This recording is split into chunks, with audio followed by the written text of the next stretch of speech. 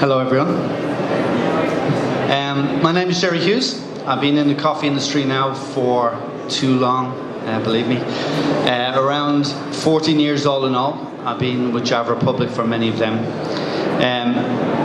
What am I? I'm an authorized specialty Coffee Association of Europe trainer.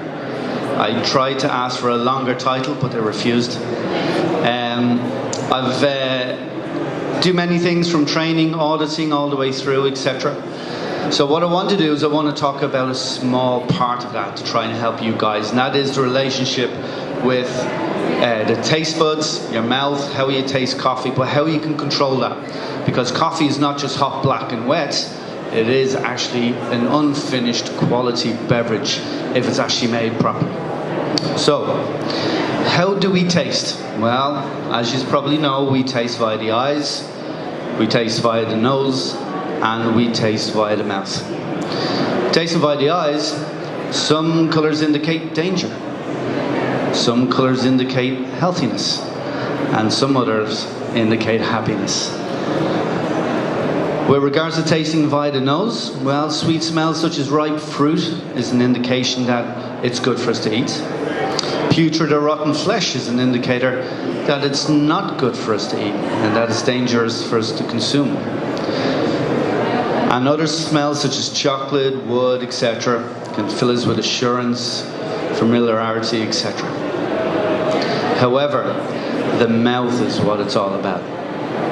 By putting something into our mouth, we are actually doing two things: tasting and smelling.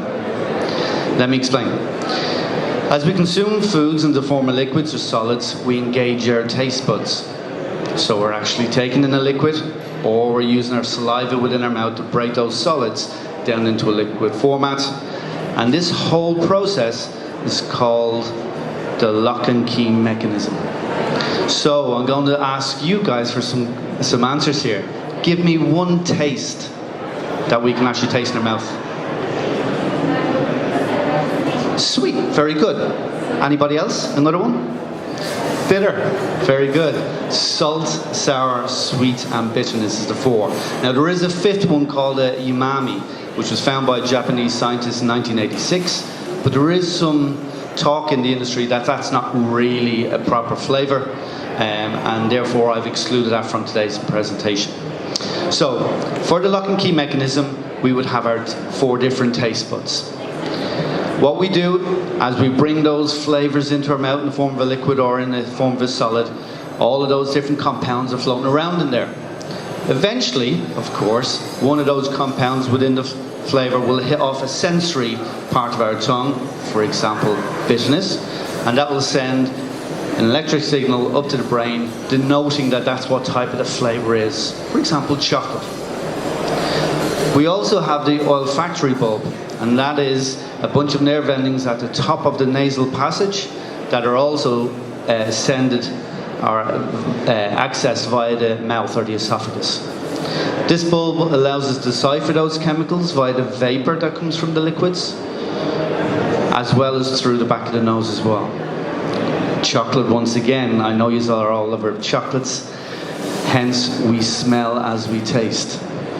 So, you have the olfactory bulb, and you have your brain, that library of information that we use to decipher things. So as we bring the liquid towards our mouth, we will first of all have that aroma going up into our nasal passage, hitting off the olfactory bulb, giving us that message to the brain, denoting biscuit, for example.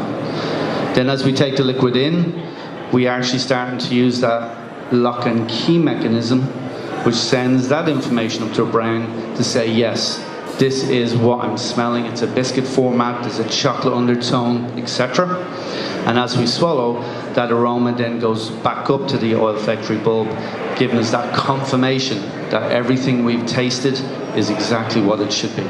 So when you have tasters in the sense of wine drinkers, coffee drinkers, etc., they do a slurp sensation, and that's to get that air in along with the lock and key mechanism up into the back of the nose to clarify that that's what they're tasting and their taste buds are A-OK. There is a myth about coffee tasting. In 1875, A. Hoffman denoted or stated that there was no taste buds in the middle of your tongue whatsoever.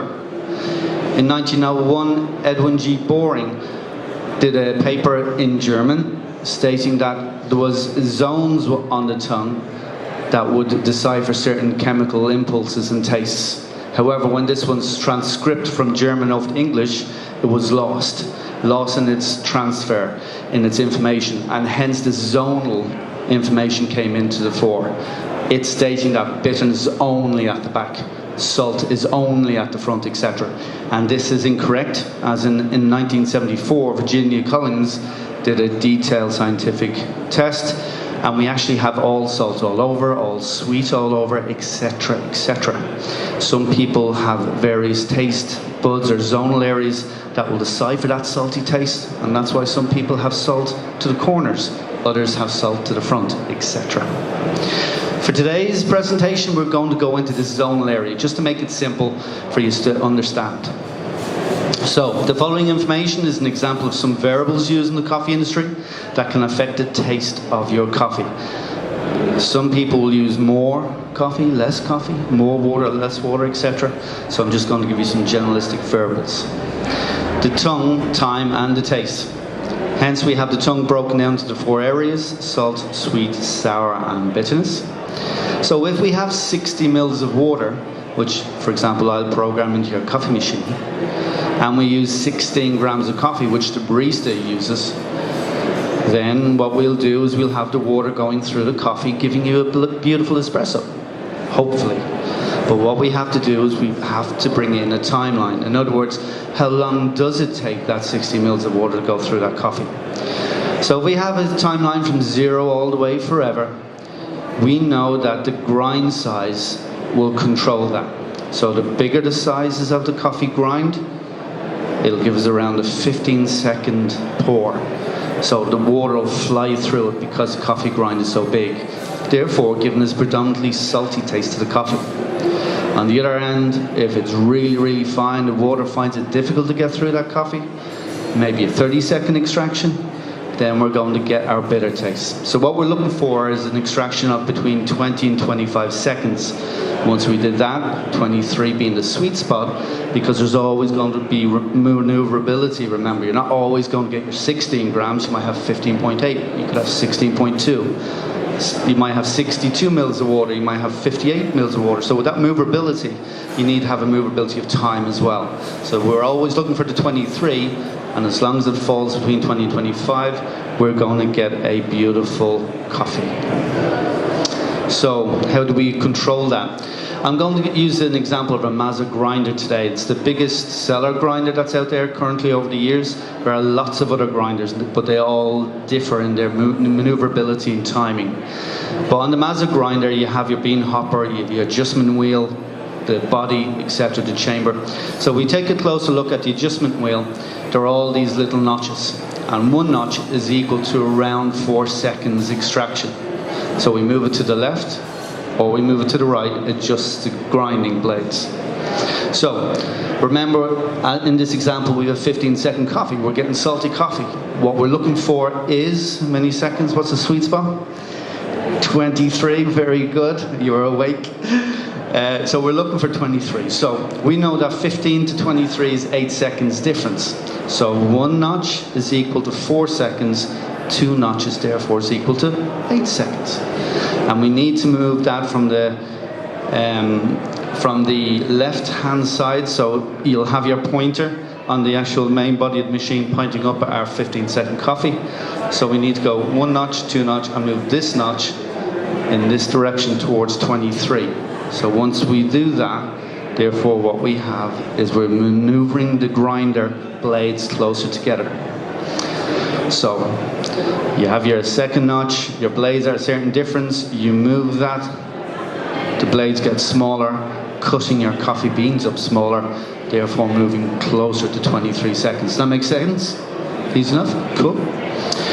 So we've got 15-second coffee, we've got a grind size, we've moved it smaller, therefore the taste buds is going in towards our 23-second extraction. Fantastic. Beautiful coffee. It also goes to the same, by the way. You've got your 35 second and it's too slow. So 23, 24, 30, that's 12 seconds. So therefore, if it's 12 seconds and it's 1 notch is 4, 3 notches is 12. So you'll go 3 notches back in that direction towards 23. Recapping coffee extraction. You have 60 mils of water. How many grams of coffee? 16, very good. You've got your coffee going through. The main control of that water coming through is your grind. So once you control your grind, you're under fabulous coffee extraction time periods, and therefore you'll get your double espresso into that. 23 seconds is what we're looking for. We've got our variables all hand in hand, straight into our double espresso, which will now add that into our fabulous middle of the tongue experience. Does that make sense? Okay.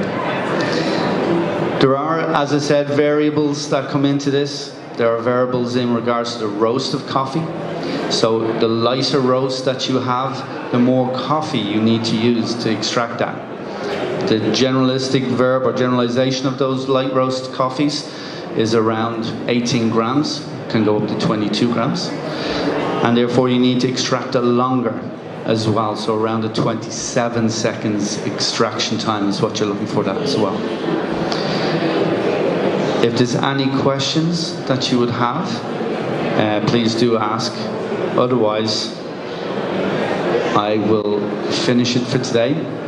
That's your Picasso on a cup. If you do have any questions for me, please do ask.